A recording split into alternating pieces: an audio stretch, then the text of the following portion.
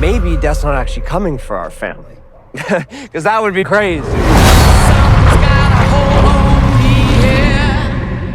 Good luck.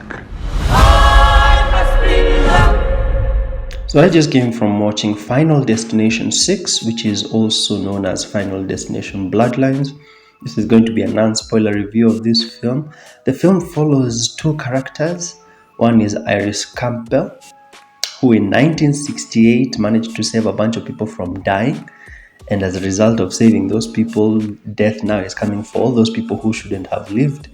And then the second character that the movie follows is Stephanie Reyes, who is the granddaughter of Iris Campbell, who keeps having this recurring nightmare of Iris Campbell, basically her grandmother dying over and over again. And so she tries to seek her out and understand why she's having this recurring nightmare. Now, number one, the first thing I liked about this film is the character work.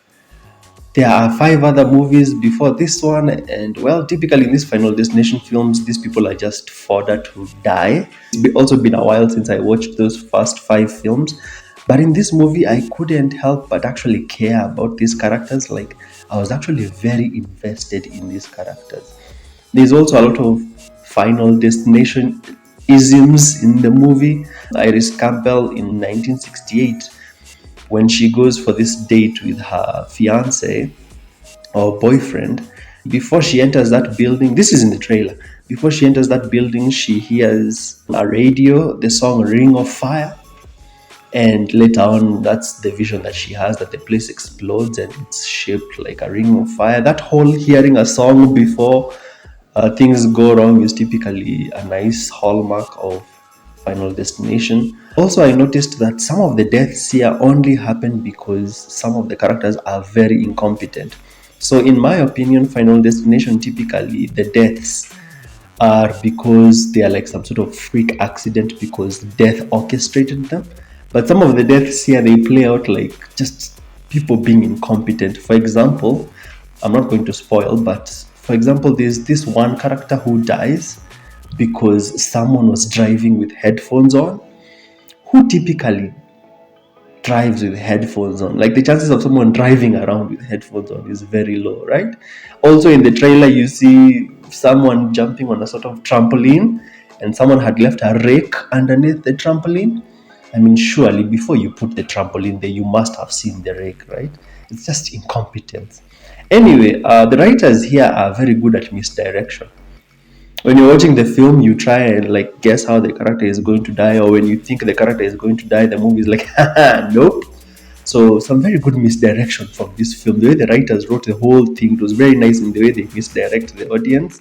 And I also found some of the deaths to be very creative. I mean, you will watch someone die and be like, oh, that kind of death happened in another movie. But you can't just help how much thought was put into this death.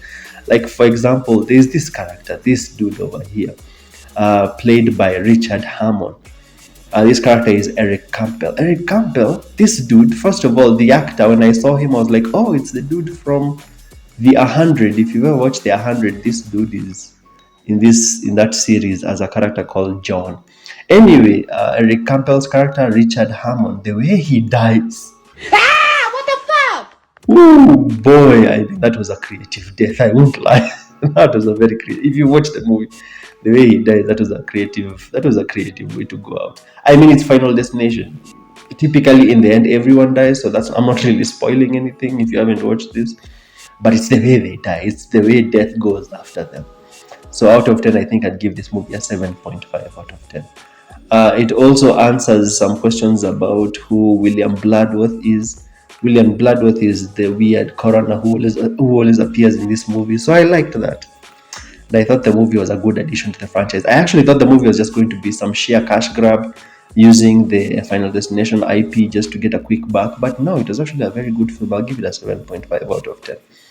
If you enjoyed this review, make sure to smash like and subscribe. Tell me what you thought of Final Destination 6. If you've watched it, it's worth the time if you're a Final Destination fan. On this screen, I'll leave other reviews I've done for other films of this year. I'll see you in the next one.